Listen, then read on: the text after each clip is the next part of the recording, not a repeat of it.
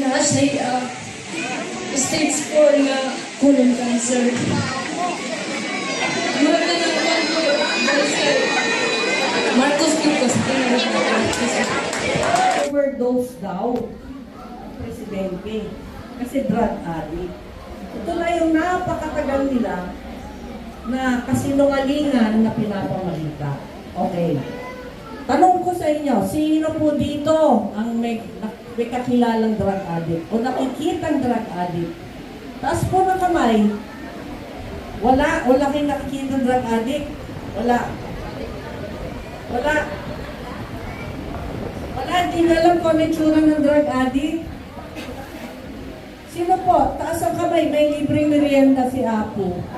Malalim, hindi makatingin ng diretsyo, hindi makapag-usap ng diretsyo, tuyot na tuyot ang balat. Yan pogi ng Pangulo natin, di ba? Pogi-pogi hanggang ngayon, kahit 68 years old na. Kaya, araw-araw nating nakikita ang Pangulo, nag-i-speech mula sa kanyang memory. Hindi nagbabasa. Hinahangaan ng mga leaders sa ibang bansa. So kayo po ba maniniwala doon? Napakalaking kasinungalingan. Okay? Ang First Lady din daw, nakita niyo ba ang First Lady? Ganda-ganda ng First Lady. Kamukha ko nga daw magkahawig daw kami. Hindi, magka-height lang. Mga nandun po, maraming salamat. Pasensya na po sa init dyan. Konting tiis na lang po. Maraming salamat sa inyo dyan.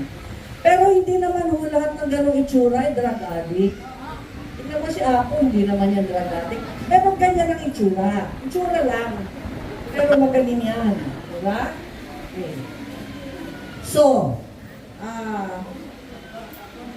kasama ng aming information campaign ay para magbigay ng babala sa inyo tungkol sa fake news. Alam nyo ba kung sino mga promotor ng mga fake news? Oh, wala tayong ibabanggit dito. Pero yan po ay funded ng China. Napakalaking pondo ang ginagamit sa social media para gawin lahat yung mga nakikita natin. Na kung minsan, sobrang ng kalokohan, yung mga pinapalabas, wala nang saysay, pero ang malungkot, ay mga taong naniniwala. So tayong sumusuporta sa Pangulo is i-tweet natin yung mga ganon.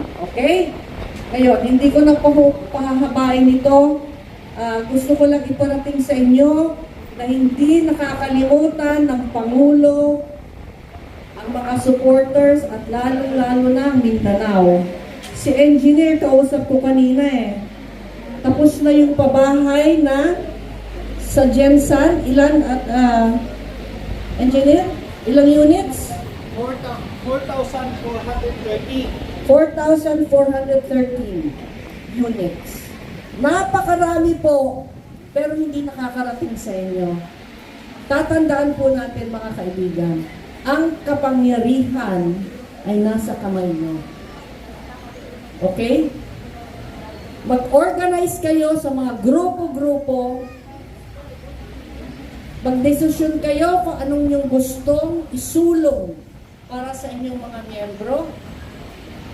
Pumunta kayo sa mga barangay, sa mga mayor, at magtanong lang naman, Sir, ano po yung narinig namin tungkol sa DSWD, tungkol po sa PhilHealth?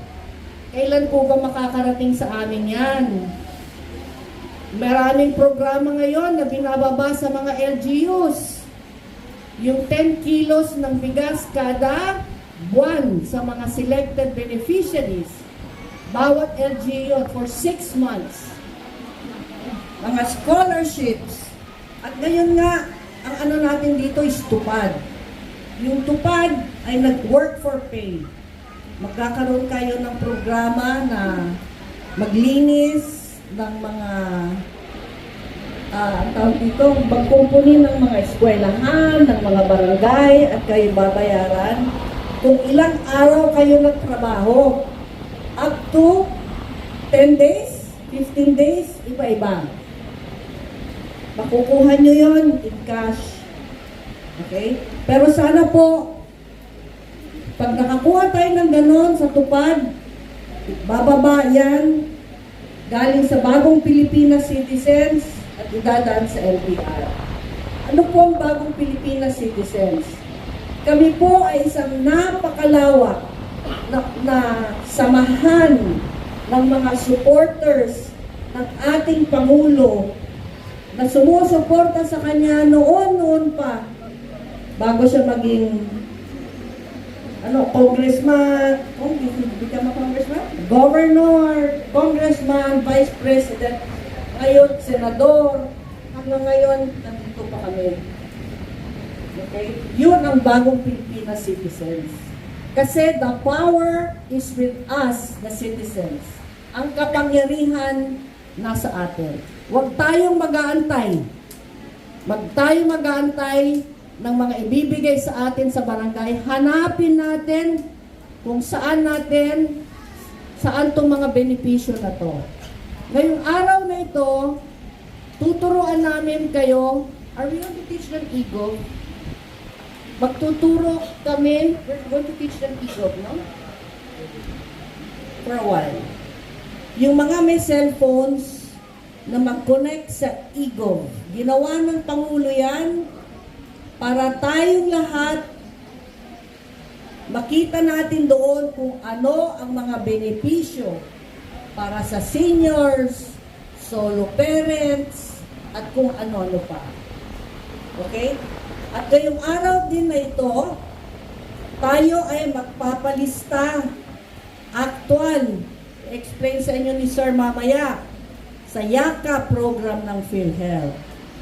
So, pagkatapos natin ito, tayo ay pipila ng maayos doon at yung mga wala pang PhilHealth numbers makakakuha. Okay po. So, yun ang aming programa. Sa aming maliit na kakayahan, dadalhin namin ang kampanyang impormasyon para sa mga mamamayan, sa mga komunidad, sa mga barangays. Kayo dito na makakaalam ng maraming bagay, responsibilidad po ninyo na ipalawig ang mga impormasyon na yon sa inyong mga kamag-anak, sa inyong mga kaibigan. Okay po? So, hindi ko na ho pahahabain. Again, maraming salamat on behalf of the President and the First Lady. Salamat sa inyong patuloy na pagsuporta.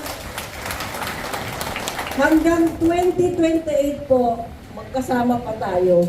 At kung sino man ang babasbasan ng Pangulo na siyang susunod na kandidato natin upang ipagpatuloy ang kanyang mga programa, ay susuporta tayo. Okay po? So, thank you and maraming salamat. Magsasayawan pa tayo. Natin ngayong mga araw na ito ay fake news. Sa Facebook dito, sabihin niyo sa akin, ano ang nakita niyong fake news?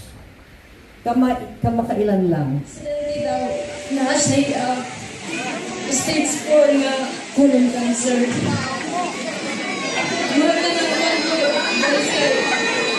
Marcos Ducos.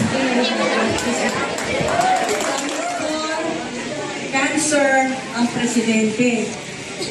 Pero araw-araw naman natin nakikita, tumatakbo, nagja-jumping jack, malusog,